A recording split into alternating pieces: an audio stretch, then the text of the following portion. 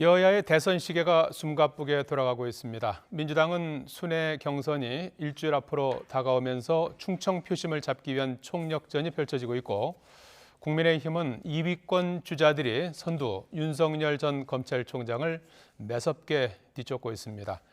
윤희숙 의원의 부동산 의혹과 관련된 후폭풍도 대선 전국을 강타하고 있습니다. 전국 이슈 최창렬 용인대 교수, 김영준 명지대 교수와 함께 얘기 나눠보겠습니다. 안녕하십니까? 네, 안녕하세요. 자, 이 민주당 대선 주자들이 어제는 지역 순회 경선 1차 격전지죠. 충청권 방송 토론에 참석을 했습니다. 5번째 TV 토론이 됐는데요. 너도나도 행정수도 완전 이전 약속을 하면서 충청권 표심 공약을 했는데요. 이런 공약들이 표심에는 얼마나 영향을 줄 거라고 보십니까? 지금 여당의 모든 후보가 지금 행정수도 이전을 얘기하고 있기 때문에 큰 차별성은 안 보일 겁니다, 아마. 예. 근데 지금 이 상황 속에서 어느 후보라도 지금 행정수도에 대해서 부정적인 얘기할 수 있는 상황이 아니죠. 근데 하나 좀 말씀드리고 싶은 건 노무현 정부 때, 노무현 대통령 때 그 수도 이전에 대한 게 그 관습헌법 예. 이런 이유로 위헌 판결이 난 적이 있어요. 그리고 나서 이제 문재인 대통령이 2018년도인가요? 헌법안을 발의했잖아요. 그때 헌법안 안에 대한민국의 수도에 관한 사항은 법률로 정한다라는 걸 넣었어요. 그 얘기는 다시 말하면 위헌 판결이 난 적이 있기 때문에 그러한 것들을 방지하기 위해서 헌법에 이 조항을 넣었던 거였거든요. 물론 이제 개헌되지 않았습니다만, 헌법 개정이 되지 않았습니다만, 그러니까 그런 것들과 같이 얘기가 돼야 될 것 같아요. 관습헌법이 위배되기 때문에 한번 위헌 판결이 난 거를 그런 것들에 대한 개헌에 대한 언급 없이 무조건 이제 행정수도만 얘기한다면 이게 과연 실행 가능성이 있는 건지 그런 거 한번 따져봐야 될 것 같긴 합니다. 예, 지금 화면상에 이제 후보들의 모습이 나오고 있습니다만은 참고로 정세균 후보하고 김두관 후보는 확진자하고 접촉하면서 이제 격리가 되어서 이제 화상으로만 그렇죠. 참여를 해서 이제 네 사람의 모습만, 네 후보자의 모습만 화면에 보인다는 점 참고해서 보시면 될 것 같고요. 자, 다음 주 주말에 이제 있게 되는 지역 경선 첫 번째 격전지 충청권 아니겠습니까? 충청 표심 지금 전운이 감돌고 있다고 이제 봐야 될 텐데요. 이번 당 경선에서 여당 경선에서 어떤 의미가 있다고 봐야 되겠습니까? 두 가지 면에서 이제 충청 표심을 봐야 되는데요. 예. 전체적으로 어떤 결과가 나올지는 모르겠지만 여하튼 1차 선거인단 투표가 어떻게 나오냐에 따라서 이후에 선거인단 투표에 상당히 영향을 줄 수가 있기 때문에 그래서 아마 충청이 굉장히 중요한 거라고 보고요. 두 번째는 역대 대통령 선거에서도 이 얘기를 하면 다들 깜짝 놀라요. 네. 우리나라 대통령 1987년도 선거서부터 지금까지 충청북도에서 승리하지 못한 후보는 승리하지 못했습니다. 오히려 충청북도가 충남 대전이는 이렇게 좀 편차가 있지만 이상하게 충북에서 승리를 해야지만이 된다 할 정도로 이 충청 민심이 굉장히 중요한데요. 실제로 이번에도 보니까 오마이뉴스하고 리얼미터가 8월 23하고 24일 날 전체 2,015명을 당대로 조사를 했기 때문에 95% 신뢰 수준에서 플러스 마이너스 표지오차 2.2%인 걸 말씀을 좀 드립니다. 물론 그 2,015명이라 하더라도 충청도만 딱 가지고 보면은 물론 해석의 여지는 있을 수는 있겠으나 여기를 보면은 이재명 후보가 전체적으로 보면 앞서고 있지만 충청 지역만 떼서 보면은 이재명 25.5, 이낙연 23.1 거의 차이가 없어요. 그리고 이 무응답층이 다른 지역보다도 굉장히 높습니다. 30.8이에요. 이 말은 뭐냐면 여전히 충청 민심이 종래를 드러내고 있지를 않다. 그러니까 아까 말씀드린 이 두 가지의 중요한 거점 지역에서 누가 승기를 잡느냐에 따라서 2002년도에 광주 경선이 끝나고 3월 16일 광주 경선이 끝나고 노풍이 불었던 것과 마찬가지로 결국 1차 선거인단 투표가 어떻게 나타나느냐에 따라서 큰 민주당 경선의 판도가 바뀔 수도 있기 때문에 아마 혼심을 다해서 후보들이 열심히 뛰고 있는 게 아닌가라는 생각을 좀 하게 됩니다. 다음 주 9월 4일부터 이제 10월 10일 경선이 이제 끝날 때까지 이제 하나의 어떤 전체 경선의 하나의 가늠자가 될 것이다. 왜냐하면 이제 9월 12일 날 1차 선거인단 투표가 나오고요. 그리고 이제 10월 3일 날 2차 선거인단 투표가 나오고 10월 10일 날 3차 선거인단 투표가 나오는데 실제로 9월 12일 날 있었던 그러니까 4일서부터는 대전, 충청, 5일은 세종, 충북 그리고 11일 날 대구, 경북 그리고 12일 날 강원도를 하거든요. 예. 요 네 개를 묶어가지고 1차 선거인단 투표가 나오는데 예. 물론 첫 순회 경선이기 때문에 충청도가 이제 그만큼 크고 이게 일종의 미국의 오픈 프라이머리를 보면은 아이오와 코커스하고 뉴햄프셔에 의해서 누가 거기를 잡느냐에 따라서 그렇죠. 예. 결정돼야 비슷한 식으로 아마 충청도가 굉장히 중요한 거점 지역이 되지 않을까라는 네. 생각을 좀 하게 됩니다. 자, 어제 토론에서는 이른바 명락대전도 한층 더 치열해졌습니다. 추미애 전 장관도 이낙연 전 대표와 신경전을 펼쳤는데요. 관련 발언 잠시 들어보시겠습니다. 본인의 선거법 재판 3년에 걸쳐서 계속됐고요. 30명의 호화 변호인단이 도왔던 것으로 알고 있습니다. 그런데 그 수임료가 무료도 있었다. 제 개인 사생활에 관한 것이어서 구체적으로 말씀드리는 것은 적절치 않는 것 같습니다. 총리 집권하시면서 정말로 지방자치 또 지역 균형 발전에 큰 역할을 했구나 이렇게 생각될 만한 것들이 저는 잘 안 떠올라서. 그 질문 나오실 것 같아서 준비했습니다. 네, 네. 제가 총리 재임 중에 균형 발전을 위해서 했던 일을 권역별로 표시한 것입니다. 기억이 지워지신 분처럼 후보님께서 직접 앞장서서 검찰개혁 이루자 이런 제안을 하시더라고요. 네, 이게 너무 자기중심적 태도이고요. 자기중심적이라는 말씀은 추 후보께 그대로 돌려드리고 싶습니다.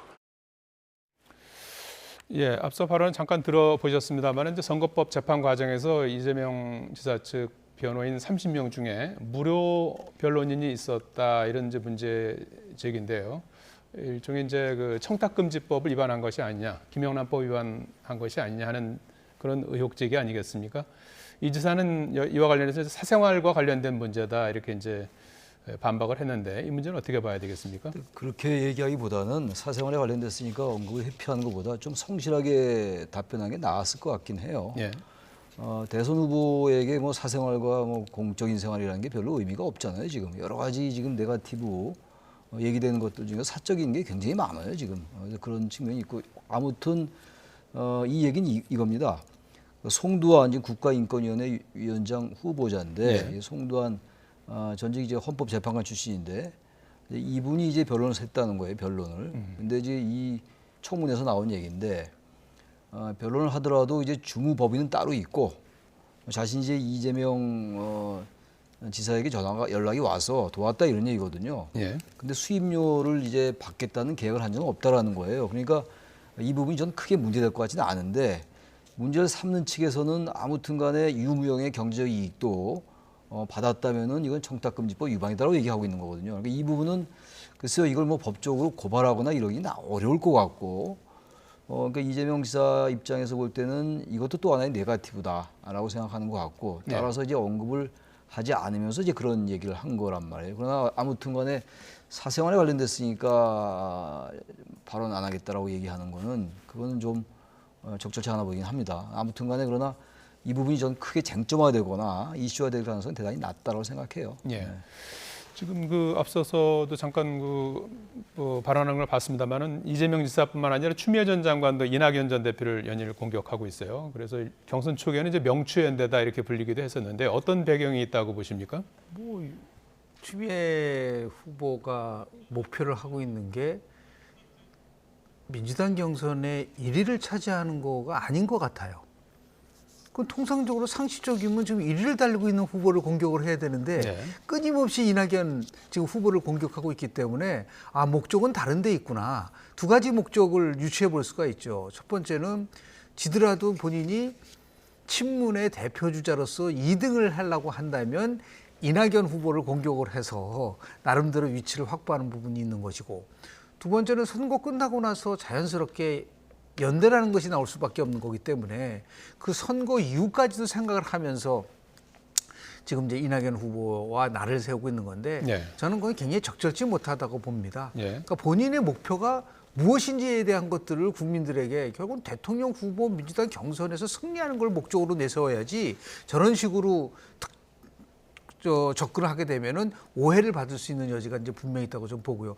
아까 지금 최 교수님 말씀하신 거에 조금 다른 의견을 말씀을 좀 드리면 예. 저는 이 부분이 굉장히 쟁점이 될 가능성이 굉장히 높다고 봅니다. 네. 예를 들어서 지금 권익위 같은 경우는 무형으로 경제적 이익을 준다더라도 이거는 법 위반이라는 것들이 있지 않습니까? 그러면 직무유기하지 않으려면 권익위가 이 부분에 대해서 분명히 판단을 내려야 된다. 그렇지 않고 이거를 각자 지금식으로 개개인 사생활에 관한 것이어서 구체적으로 말씀드리기 어렵다고 한다면 대한민국에서 청탁금지법에서 걸릴 사람이 아무도 없어요. 네. 다 개인적인 사정인 거고 더 나아가서 지금 얘기하는 윤희숙 의원한테 대해서 소명 자료를 내라 뭐 하라 할 필요 없어요. 제 개인 사생활에 관한 것을 왜 얘기를 해야 됩니까? 라고 반문을 한다고 한다면 뭐라고 대답을 하겠어요. 그런 의미에서 굉장히 부적절한 나름대로 발언이었었고 이것을 깨끗하게 해결할 수 있는 방법은 바로 권익위가 예. 자신의 분명한 입장을 소사를 해서 맞는지 안 맞는지에 대한 거. 왜 그러냐면 2018년도 10월 5일 날 당시에 이명박 대통령 1심 재판부가 삼성이요. 대통령을 미국에 소송이 되는 것을 도와주지 않았느냐 했을 때 이명박 측에서는 뭐냐면 그거 아니다 무료변론이라고 했는데 무료변론을 보지 않았어요. 네. 이런 사례도 있기 때문에 이거는 굉장히 나름대로 이재명 지사가 그냥 넘어갈 수 있는 상황이 아니다. 분명하게 이것은 매듭을 짓고 가지 않으면 나중에도 계속해서 불거질 수밖에 없다라는 말씀을 좀 드립니다. 예. 자, 민주당 후보들 간의 신경전은 조국 전 장관 이슈 그리고 언론중재법 처리 문제로도 옮겨붙는 그런 모양새인데요. 이재명 지사는 좀 말을 아끼는 것 같고 이낙연 전 대표의 발언 수위가 상당히 높은 것 같아요. 어떤 전략이라고 봐야 되겠습니까? 이낙연 대표 전 대표는 아무래도 추격자의 입장이니까 보다 이제 공세적으로 나올 수밖에 없죠. 그리고 조국 전 장관에 대한 것도 여전히 친문 지지자들, 우리가 흔히 말하는 강성 친문 지지자들 그쪽 부분을 좀 의식한다고 봐야 될 거예요. 조국 전 장관 딸이 또 부산대 의학전문대학원 입학이 취소되고 이랬잖아요. 그런 것들에 대해서 어쨌든 자신의 강한 아주 분명한 입장을 선명한 입장을 드러냄으로써 네.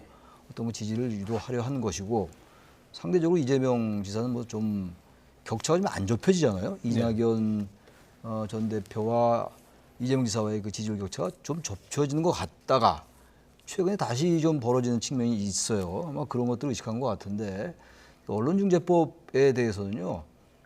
이재명 지사는 찬반이 조금 이제 중간자적인 입장에서 얘기를 하는 것 같긴 해요. 방송에 나와서 출연해서 얘기하는 걸 쭉 보면은 언론 개혁은 필요한데 예. 여전히 이제 악의적이고 어떤 고의나 중과시에 의한 허위 조작 보도의 어떤 그런 좀 신중함, 애매모호함 같은 게 있다라고 얘기를 하고 있단 말이죠. 그러니까 그건 객관적인 지적인 것 같은데 지금 이제 이 경선이라는 게 원칙론도 있고 현실론도 있단 말이죠. 그러니까 어떠한 이슈가 나올 때 아주 민감한, 그러니까 진영 내에서의 어떤 편가르기가 될 수 있는 민감한 이슈냐, 그렇지 않느냐 이슈에 따라서 후보들의 태도가 확연히 달라요. 예. 그게 지금 말씀하신 질문의 내용이기도 한 것 같은데, 그러니까 지금 언론중재법 문제라든지 조국 전 장관에 대한 그 후보들의 하나의 애티튜드, 태도 이런 것도 이제 그 친문 지지자들이 판단하는 하나의 중요한 요소가 된다고 판단하고 있는 거죠, 후보들. 그런 면에서 이재명 지사와 이낙연 전 대표와의 입장이 좀 확연히 갈리는 게 아니냐 그렇게 보여집니다. 예. 지금 그 지지율 1위를 계속해서 유지하고 있는 이재명 지사는 이제 10월 10일 경선까지 해서 이제 끝내겠다는 그런 입장 아니겠습니까? 거기서 이제 과반수를 얻으면 이제 뭐 결선 투표까지 갈 일이 없죠. 반면에 이제 2위를 유지하고 있는 이낙연 대표는 물론 그 전에 이제 뭐 승기를 붙이면 좋겠지만 이제 안 될 경우에는 결선 투표까지 가는 그런 전략 아니겠습니까? 지금 전반적인 경선 판도는 어떻게 보십니까? 실제로 뭐 일강 체제가 그대로 유지되고 있다고 보고 최근의 여론조사 결과가 어떤 수치가 아니라 추세로 보면은 이재명 지금 전 지사는 지지율이 정체예요.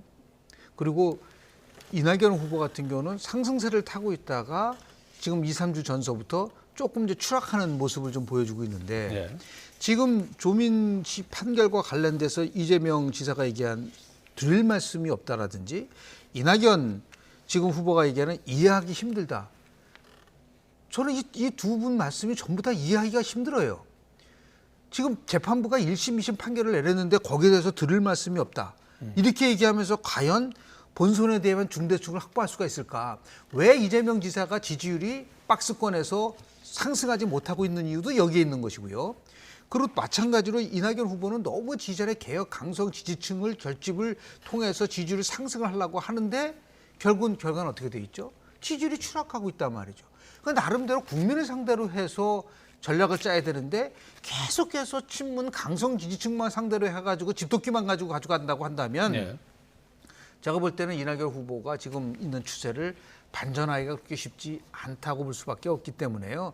저는 아무리 본선이라고 하더라도 기본적인 헌법적 가치와 관련된 법치와 관련된 부분에 대해서는 지지층으로부터 미움받을 용기를 가지고 자기의 소신을 얘기를 해야지 지도자가 되는 것이지 표만 생각하고 나서 가져간다고 한다면 제가 볼 때는 물론 판도에서는 지금 나름대로 이재명 지사가 좀 앞서는 것도 있지만 네. 아까 말씀드린 것처럼 정체되고 있다는 거에 대해서 이재명 지사는 더더욱 왜 자기가 못 치고 올라가느냐라는 부분에 좀 더 깊은 성찰이 있어야 되지 않겠나 생각을 좀 하게 됩니다.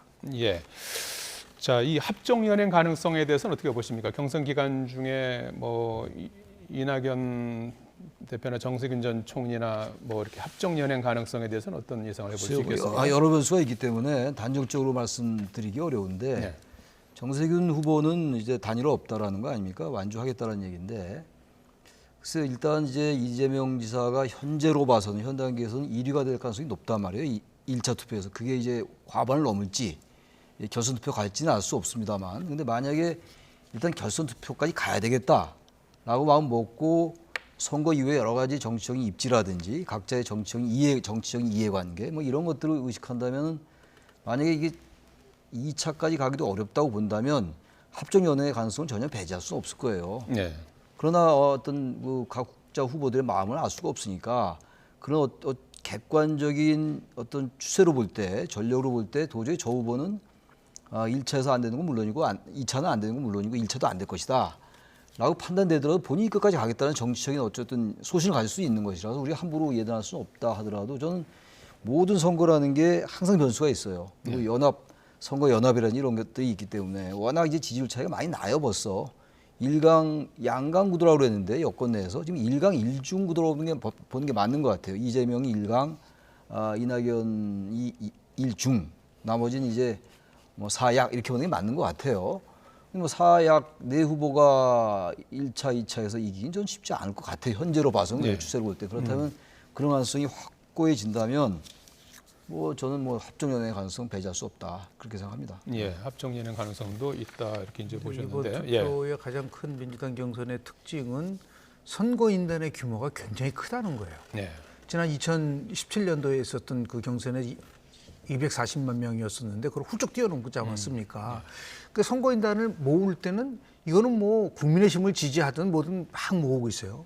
그러니까 결국은 조직에 의해서 선거인단을 모을 수 있는 가능성이 저는 굉장히 크다고 보기 때문에 지금 후보들이 각 나름대로는 엄청난 정치적 조직력을 갖고 있는 분들이에요. 네. 그래서 말씀을 드리면 쉽게 이재명 지사가 압도할 수 있는 분위기는 아닐 수도 있다. 왜냐하면 각자가 선거인단 투표를 하게 되는 거고 그래서 여론조사는 반영을 하죠. 물론 예. 반영을 하는데 예. 이 선거인단 투표에서 이렇게 크게 이기지 않으면은 예. 아무리 뭐 지금 한다 하더라도 여론조사 반영을 한다 하더라도 이게 그것 때문에 과반을 확 넘긴다 그러기가 쉽지는 않거든요. 그런데 이제 3차 투표까지 과반수가 나오지 않으면 자연스럽게 합종 연행이 이루어질 수밖에 없는 거죠. 그러니까 네. 친문이라고 하는 분들이 지지층이 누구로 가느냐에서 결정되고 또 관건은 충청 표심에 정말 차이가 많이 난다고 한다면 그중에 일부에 있는 후보들이 결심을 할 가능성도 있어요. 1차 끝나고 2차 투표 가기 전에 선거인단 투표 가기 전에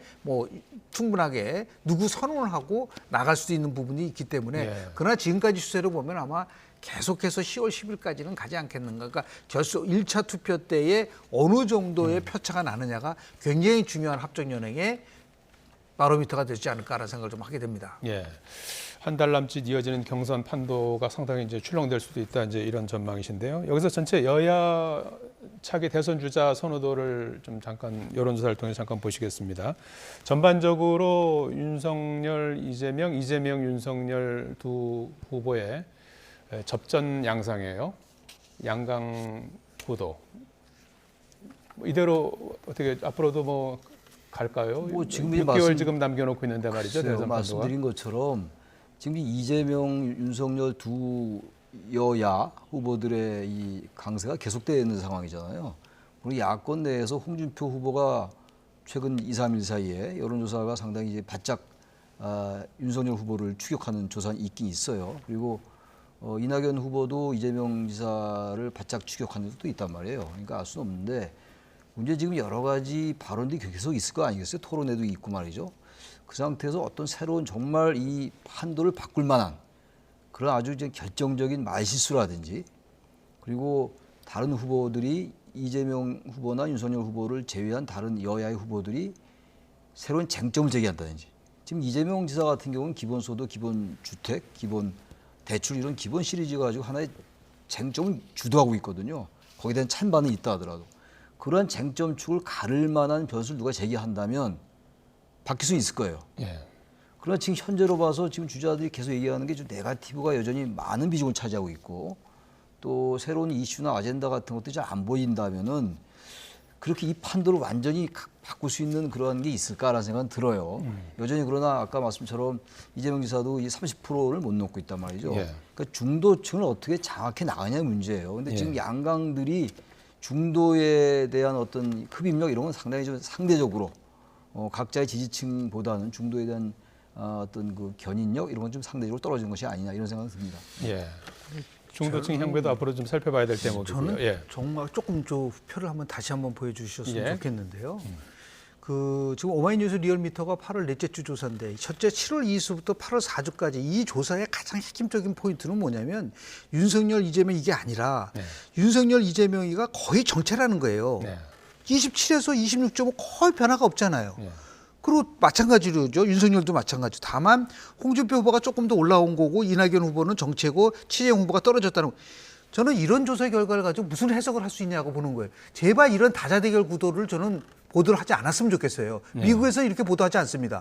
그러니까 지금 범야권, 범여권으로 해가지고 조사를 해가지고 나와야지 저게 무슨 의미를 갖고 있는 거냐라는 거죠. 그러니까 전 진짜 이해가 안 갑니다. 여론조사 기관들도 저런 조사를 하는 것에 대해서 어떻게 해석을 내놓겠느냐라고 저는 여론조사를 전문화하고 그 부분에 대한 분석을 오랫동안 해봤을 때 저 해석보다는 범야권의 양자 대결 구도 속에서 누가 더 앞서느냐 아니면 범여권만 보고 범야권만 봤을 때 그 추세가 어떻게 나타나냐가 더 정확한 그 여론의 추이를 보는 것이지 네. 저걸 가지고서 우리가 해석을 했을 때는 엄청난 오류가 나올 수 있고 저렇게 되면 어떤 일이 벌어지냐면 후발 주자들이 치고 올라가기가 힘든 거예요. 네. 계속해서 양강 구도자가 붙여졌다고 얘기한다면 무관심층이나 아직까지 후보를 결정하지 못한 측에서는 이게 다 게임이 끝난 거구나 네. 이렇게 생각할 수가 있는 거기 때문에 이러한 조사 결과보다는 좀 더 합리적으로 해석할 수 있는 거를 중점적으로 보도하는 게 오히려 낫지 않을까라는 말씀을 좀 드립니다. 말씀하신 김에 홍준표 의원의 약진 배경은 어떻게 보십니까? 홍준표 예. 홍준표 전 대표가 과거에 우리가 가지고 있는 일반적인 이미지가 있어요. 대단히 강성이고 발언의 수위가 높고 예. 대단히 직설적이고 뭐 이런 이제 생각을 많이 하는데 최근에 많이 바뀐 것 같아요. 그리고 이제 그 국민의힘 내부에 그 갈등이 좀 있었잖아요. 이준석 대표와 뭐 원희룡 전 지사와의 갈등이라든지 이런 게 있었어요. 그리고 그 상황 속에서 홍준표 의원이 이준석 대표 편을 많이 들었어요. 아주 간단하게 얘기하면, 단순화시켜 얘기하면 그런 부분들이 이제 젊은 20대나 30대들에게 홍준표 의원의 어떤 이미지가 좀 바뀌는 부분도 하나 있고 특히 이제 강성 이미지가 조금 바뀌면서 오히려 중도층이 조금 주목하기 시작하는 이런 게 좀 있는 것 같아요. 네. 그 윤석열 후보 같은 경우가 야권 내에서 범야권 내에서 보수 야권 내에서 지나치게 반문이라든지 보수층에 집착하는 듯한 집토끼에 과도하게 그런 부분들과 좀 상대적으로 비견된다. 막 그래서 조금 홍준표 후보의 지지율이 오르는 것은 아닌지. 지금 보시는 그래픽은 보수 야권 대선 후보 적합도라는 그렇습니다. 이런 건 좀 마음에 드십니까 이런 조사? 예, 그래서 저 예. 부분을 가지고 이제 심층적으로 분석을 해보면 예. 지금 홍준표 후보가 20.2% 8월 넷째 주가 돼 있는데요. 지금 홍준표 후보를 끌어올리는 계층은 3대 계층이에요. 전체 지지율에서는 20.2로 국민의힘 지지자만 놓고 했을 때 16.8인데 그렇습니다. 전체 국민 전체로 봤을 때 국민을 했을 때 20.2로 20.2인데 오히려 올라가죠. 지금 이제 홍준표 후보를 끌어올리는 계층이 3대 계층이에요. 저걸 예. 제가 이제 심층적으로 분석을 해보니까 예. 20대 그리고 더불어민주당 지지층하고 호남입니다. 자 보세요. 더불어민주당 지지층 중에서 윤석열 지지 후보 지금 보면은 28.6인데 예. 더불어민주당에서 윤석열 지지는 5.2%입니다. 저기는 안 나와 있어요. 그런데 홍준표 후보의 지지가 무려 얼마냐? 26.8%입니다. 굉장히 크죠. 상대적으로. 그리고 호남 같은 경우도 보면은 21.5%로 이게 높고 진보에서 24.1%. 그러면 그동안 홍준표 후보가 갖고 있었던 보수를 대표하는 그런 쪽에 있는 후보로서의 끌어올린 것보다는 지금 반대편에서 끌어올리는 부분, 다만 이제 홍준표 후보의 확장성이냐 아니면 역선택이냐라는 그를 판단하는 기준으로 20대에서 상대적으로 과거보다는 올라가고 있다. 그러니까 이게 어느 쪽의 힘에 의해서 움직이느냐를 가지고 우리가 좀 볼 필요가 있는데, 분명한 것은 저 문제 때문에 지금 국민의힘 내부에서는 경선 룰을 정할 때 역선택을 집어넣을 거냐 집어넣지 않을 거냐. 그래서 제가 항상 말씀을 드리지만 저렇게 다자대결 구도로 보는 것보다는 보수면 보수만 보고 진보면 진보만 봐야지만 정확하게 추세를 알 수가 있는 부분이 나올 수가 있는 거죠. 네, 그 홍준표 의원 얘기가 나온 김에 지금 홍준표 의원 같은 경우에는 선거 전략을 과거에는 집토끼 잡고 산토끼 잡았는데 이번엔 산토끼 잡고 집토끼 잡는 전략으로 정반대로 바꿨다는 설명을 하고 있어요. 그래서 추석 전후에서는 이제 골든 크로스가 일어날 것이다 이렇게 얘기를 하고 있는데요. 가능하리라 그러니까 보십니까? 제가 아까 말씀드린 거 그게 바로 그런 부분이거든요. 네. 지금 야권 내에서 지나치게 보수를 의식하게 된다면 거의 갇힐 거예요 아마. 지금 이제 전통적인 지지층들은 아무래도 홍준표 후보보다는 윤석열 후보를 통한 정권 교체 가능성이 높다라고 봐왔던 거였죠. 근데 그런 쪽으로 계속 여론조사가 나오면 결국은 여론조사의 영향을 많이 받아요, 당심도. 예. 그렇기 때문에 홍준표 후보는 지금 전략을 집토끼보다 일단 산토끼 쪽으로 간 다음에 그래서 일반적인 여론조사율을 올리고 그것이 뭐 역선택이 됐건 호남이 지지를 했건 그것도 우리나라 국민이란 말이에요. 예.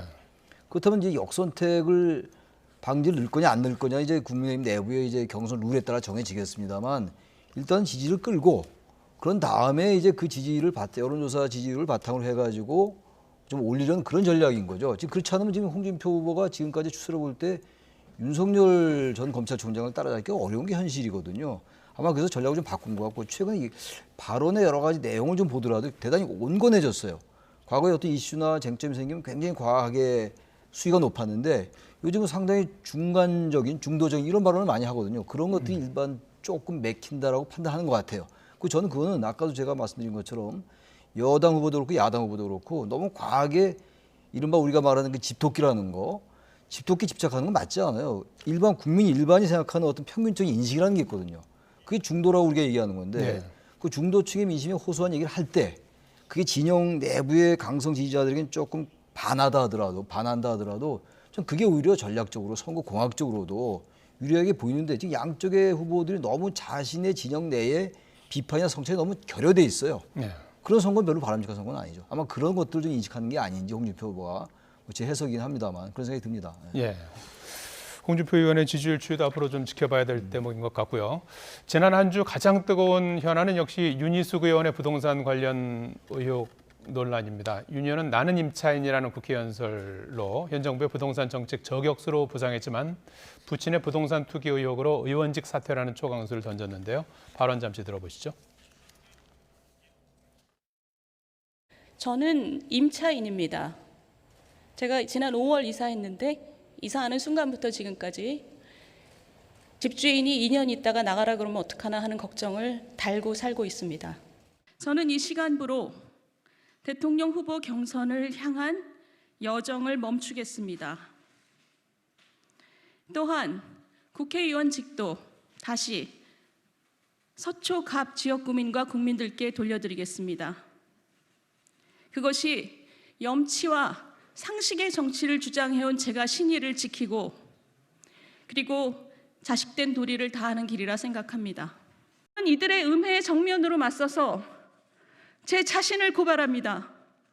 제 자신을 벌거벗겨서 조사받겠습니다.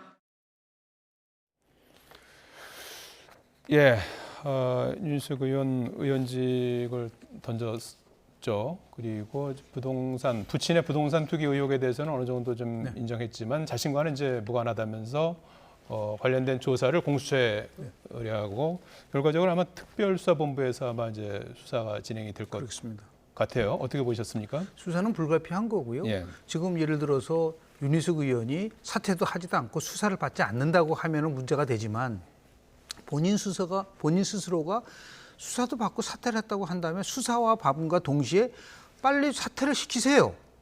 그 부분에 대해서 그렇게 윤희숙 의원이 잘못했다고 파상 공격을 하면 민주당도 본회의 열어가지고 결국은 사퇴시키는 것이 맞는 거죠. 그런 상황 속에서 조사를 받게 하는 게 날 수가 있는 것이지. 그런 액션은 전혀 안 취하면서 윤희숙 의원에 대해 정치 쇼다라고 얘기하면은 두 가지로 문제가 발생이 되는 겁니다. 민주당은 그동안 탈당 얘기했던 10명에 대해서 왜 조치를 취하지 않느냐.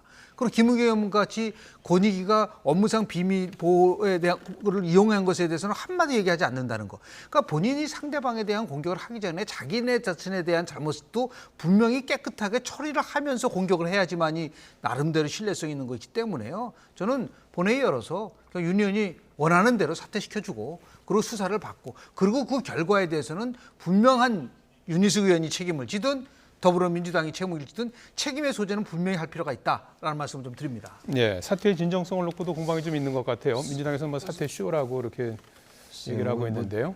정치적 언어니까 예. 그런 말은 뭐 본질적으로 중요한 것 같지가 않은데 아니, 사퇴를 시키려 해도 좀 밝혀져야 사퇴를 시킬 거 아니에요. 그러니까 국회의장이 박병석 국회의장이 사퇴안을 상정을 해야 될 거 아니겠어요. 예. 상정을 할 어떤 논거가 좀 대단히 희박해요. 25일 날 의원직 사퇴를 얘기할 때는 부친의 어떤 그런 투기 전혀 없다라는 식으로 얘기하면서 그러나 이러한 것들이 본인이 자신이 책임을 지는 방식이다라고 얘기했어요.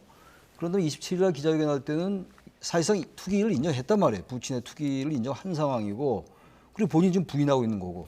그럼 이렇게 된다면은 내부 정보 이런 여러 가지 논란이 있잖아요. 그렇다면은 이게 밝혀져야지 상정을 하든지 말 거 아니겠어요. 저는 그래서 민주당으로서 저는 사퇴 쪽으로 가지 않을 가능성이 대단히 높다. 맨 처음에 제가 그 보도를 접했을 때도 민주당이 사퇴 쪽으로 가지 않을 것 같다는 생각이 들었는데 27일 기자회견 하기 전에 말이죠. 예. 이 기자회견하고 상당히 논란이 되고 공방이 되는데 서로 이제 주장이 다르기 때문에 공수처 수사는 어려워요. 그 당시에 KDI 연구원이었기 때문에 고위공직자가 아니에요. 그래서 공수처 수사는 어려운 것이고 지금 고위공직자 범죄수사처 수사는 어렵고 정부 이제 특수본의 수사를 받으면 되는 거죠. 근데 받기 전에 의원직 사퇴를 한다? 의원직은 그렇게 가볍게 던지는 건 아니죠. 그래서 이 전반적인 공방을 보고 논란을 보면서 윤희숙 의원이 뭐 사퇴의 진정성을 우리가 부인할 수는 없다 하더라도 뭐 단정할 수 없겠죠. 지금 본회의 상정에서 사퇴시키는 게 과연 옳은 것이냐? 그리고 민주당이 그렇게 과연 할 것이냐? 둘 다 전 부정적이라고 생각합니다. 예. 수사를 통해서 밝혀야 될 쟁점은 뭐 이제 부친의 문제와 관련해서는 이제 윤희숙 의원도 어느 정도 인정을 했지만 어떤 관련성 여부 아니겠습니까? 뭐 정보라든지 어떤 작은 부분에서 어떤 관련성이 있느냐 이런 부분들이 밝혀져야 되겠죠. KDI의 정보를 이용을 해서 부친에게 투자를 하게끔 뒤에서 정보를 제공했냐 문제인데 두 가지를 중점적으로 보면 됩니다. 그러니까 윤희숙 의원이 KDI에 있을 때 정말 정보를 활용할 수 있다는 확실한 근거가 있느냐라는 거예요. 두 번째는 윤희숙 부친이 땅을 살 때와 KDI가 예비성 타다 조사를 한 시점하고가 과연 일치하고 있느냐라는 문제인 거죠. 머니투데이에서는 지금 일치하지 않는다고 얘기를 하고 있기 때문에 그 부분에 대한 것을 중점적으로 아마 조사를 할 수밖에 없는 것이고요. 더 나아가서 본인이 그렇게 원하고라고 한다면 사퇴를 시켜줘야죠.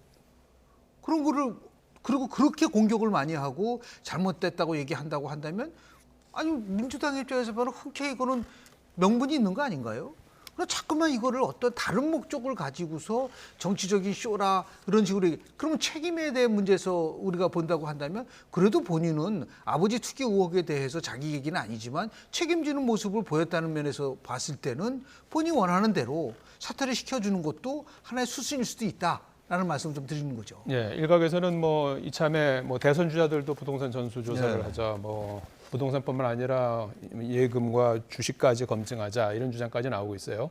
이번 일이 대선 전국에는 어떤 영향을 미칠 거라고 보십니까? 앞으로 이제 어떻게 전개되느냐에 따라 달라질 것 같고 대선 주자들 전 당연히 받아야 된다고 생각해요. 지금 대선 주자들도 지금 이 부동산 문제에 대해서 받지 말아야 된다고 얘기하는 사람이 한 명도 없어요. 그럴 수도 없는 상황이고. 이 부동산 문제라는 게 우리가 이제 워낙 말을 많이 하니까 쉽게 얘기를 합니다만 부동산이 가지고 오는 이 자산의 불평등은 어마어마한 거예요.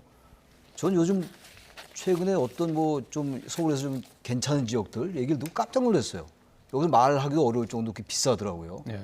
저는 꽤 비싸다는 그 금액을 생각했는데 그것보다 2배 이상 비싸더라고요. 그러니까 이 정도 이 투기라는 게 지금 보세요.